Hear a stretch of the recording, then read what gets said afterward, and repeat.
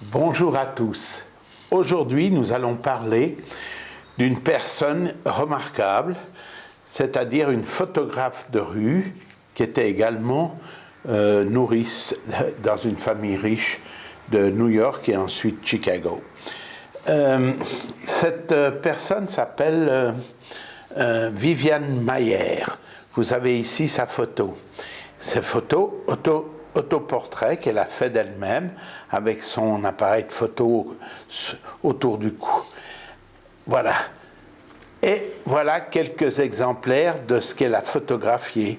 Vous voyez, c'est les années 1950-60 dans New York ou Chicago. Ici, on peut voir un homme qui dort au volant de sa voiture. Ici, on voit un géant. Ce géant qui inquiète un peu ces dames, ici, et cette petite remarque ici, Swiss Steak, vous voyez, donc un restaurant où on mange le steak à la Suisse, hein? Très intéressant quand même. Et ici, vous voyez cette photo qui nous rappelle une espèce de toile, une toile abstraite. Eh bien, on peut voir que c'est les escaliers de secours qui sont le long des immeubles en Amérique. Voilà un enfant avec le nez contre la fenêtre qui regarde dehors. Tout à fait étonnant et magnifique. Voilà un autre autoportrait où elle est avec son Rolleiflex, vous voyez, et il y a la continuité en miroir et c'est très intéressant, magnifique photo de rue, magnifique photographe de rue que cette femme. Vous voyez ici, elle a fait son autoportrait dans la roue d'une Volkswagen, on la voit, elle est là, et vous voyez comme c'est tout à fait étrange et magnifique. Elle avait une présence et une façon de cadrer qui était assez extraordinaire. Regardez ces enfants avec ce portrait de Washington suspendu à sa main qu'il tient dans son dos, etc. Les remarques qui sont faites comme si c'était le petit bureau de ces enfants, tout à fait étonnant. Là aussi, regardez ces deux schnappons. Ils sont magnifiques quand on y pense. Vraiment, ils sont beaux. Ils sont vraiment formidables. Et là, celui-là qui est un peu gêné, il est en train de se faire nettoyer les souliers. Il est un peu gêné quand on le photographie. Mais il y a une présence, il y a une vitalité qui est extraordinaire. Parce que lui regarde aussi la scène, enfin tout est... Et en plus, le magasin lui-même est intéressant, on pourrait même voir ce qu'ils vendent. Voilà une nouvelle façon d'exprimer la Mona Lisa, ici dans une vitrine où je pense qu'ils vendaient des objets d'art. Là, ils ont recoiffé la Mona Lisa. Et ici, encore meilleur, parce que cette femme, elle s'est mise à la couleur, vers la fin, elle s'est mise à la couleur aussi. Et ici, vous voyez, cette espèce d'extraordinaire travail avec des jaunes, tous des jaunes, vous voyez. Mais il faut quand même le saisir, cet instant, cette grosse voiture, cette statue derrière, et puis cette enfilade. Mais tout est tellement formidable, tout est extraordinaire. Et là, vous voyez, c'est vraiment l'image sur laquelle on va rester quelques instants, parce qu'elle exprime la curiosité. Vous voyez, ces enfants, ils voient bien que c'est marqué qu'il ne faut pas venir là. Eh bien, ils vont quand même pour guigner, ils veulent quand même voir ce qui se passe là-bas derrière. Et en fait, c'est ça toute l'affaire avec cette dame, Viviane Maier, qui était en même temps, comme je vous dis, nourrice pour des enfants chez des gens riches. Elle a eu l'argent pour s'acheter les appareils de photo, elle a eu l'argent pour s'acheter les films, elle n'a jamais eu l'argent pour développer. Si bien qu'à la fin de sa vie, en 2009, elle a laissé, ses photos étaient chez elle. Quand tout a été vendu aux enchères, ça a été racheté par par un monsieur John, ce John Maloof qui a tout racheté, il en a fait après des livres, etc. Il a pu en faire aussi des... Il a commencé à développer ses photos, il était ébloui par la merveille et sa capacité à trouver le juste cadrage et les photos intéressantes. On vous a d'ailleurs mis à la fin de cette petite vidéo, on a mis quelques photos qui se déroulent et qui ont été mises en place par ce monsieur Maloof. Mais ce qui est surtout intéressant, c'est que finalement, il n'y a pas de photographe de rue qui soit capable de saisir des images aussi extraordinaires que celle-ci, ou même que celle-là, parce qu'il faut quand même les trouver, ces images. Il faut quand même avoir l'idée de prendre cette photo, de photographier cette chose dans ce magasin, etc.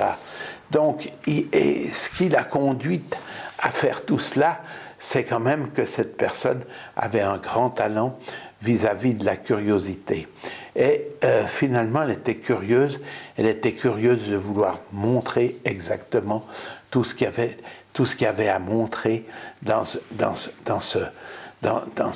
avec un appareil photo, ce qu'on pouvait faire, et comme on pouvait saisir une image, etc.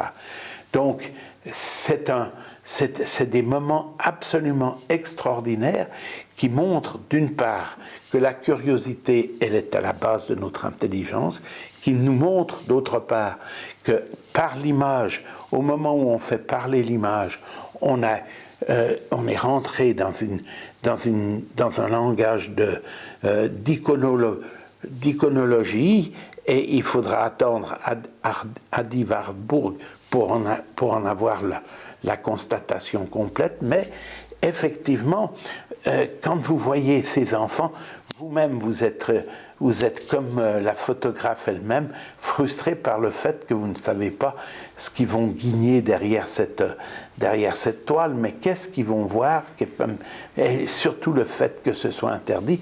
Et regardez, il y en a des enfants pour aller voir là-bas derrière. Eh bien, c'est cette curiosité qui fait que finalement, c'est au centre de notre vie, au centre de notre vie, il y a cette curiosité qui fait que c'est dans notre cerveau, à un endroit particulier, où il y a l'émotion, etc. Voilà. On veut vous montrer encore le cabinet de curiosité de monsieur Léonard de Vinci, voyez. Donc la curiosité, c'était aussi de prendre un objet dont on ne sait pas vraiment à quoi il sert, ni ce que c'est, ou on sait vaguement, ou bien finalement il a retenu toute notre attention et on le met dans notre cabinet de curiosité. On a tous quelque chose dans nos tiroirs qui ressemble un petit peu à cette idée d'avoir des curiosités qu'on a conservées. Vous voyez, même moi-même, regardez, je garde aussi des objets qui sont des espèces de curiosités. Cette curiosité, cette espèce d'intelligence, pour pouvoir la faire ressurgir, on a aussi bien sûr travaillé la lobotomie, notamment avec monsieur Muniz, Egaz Muniz, qui a reçu le prix Nobel pour ça, d'avoir créé la lobotomie, parce qu'effectivement, la curiosité étant la base de l'intelligence, c'est aussi la base de l'émotion, et c'est aussi parce que si on est curieux, c'est parce qu'on est émotif et qu'il y a quelque chose qui nous retient et qui nous appelle à regarder cette chose-là. Alors, effectivement, avec la lobotomie, on a réussi à couper cette chose-là, et c'était quelque chose de terrible.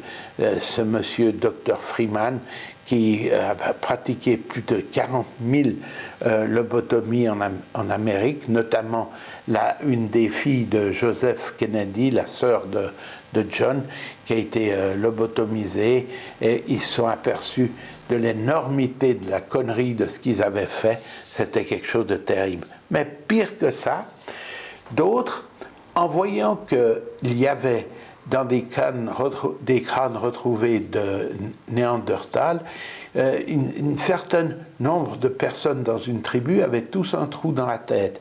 Et on s'est beaucoup posé de questions. Et vous voyez ici un personnage qui a écrit un livre qui s'appelle le borehole, c'est-à-dire le forage.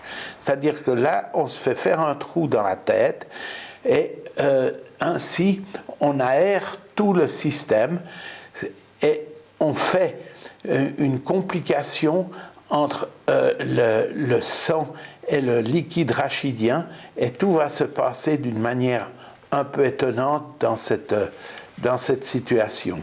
Dans cette situation, donc, c'était les mouvements beatniks qui ont eu l'idée de se faire trouer la tête pour aérer leur cerveau et être plus aptes à ressentir des émotions, des choses comme ça. Eh bien, figurez-vous que la plupart de ceux qui se sont fait faire des trous dans la tête ont été quand même très vieux, et c'est tout à fait étonnant. Mais enfin, ils ont donné leurs expériences dans des livres, etc. C'était pas mal. Voilà. Je termine avec cette platitude, c'est-à-dire que si on veut, vous pourrez lire cette petite chose-là, c'est-à-dire qu'il y a quand même l'idée qu'on peut avoir une attitude positive. Et si on a cette attitude positive, eh bien, finalement, on est en situation de patitude. Et cette patitude qui nous permet non seulement d'être avec l'avenir, avec le futur, mais être aussi, comme dit cet ancien mot de la langue française, être dans l'évir, c'est-à-dire pas l'avenir, mais l'avenir. Et ce avenir, c'est justement l'attitude de pouvoir penser un acte que nous allons faire. Et alors ça, c'est cette patitude qui permet aussi de développer notre curiosité et de faire toutes les belles photos qui ont été prises par cette dame américaine qui a réussi à faire d'aussi belles photos que celle-ci, où on voit, regardez ces enfants, regardez comme c'est intéressant, cette construction. Il faut quand même bien le dire, il faut quand même avoir développé sa curiosité au maximum, c'est-à-dire son intelligence, et être consciente de notre environnement. Voilà. On termine avec une petite série de photos que vous pourrez apprécier de Viviane Maier. Bien à vous.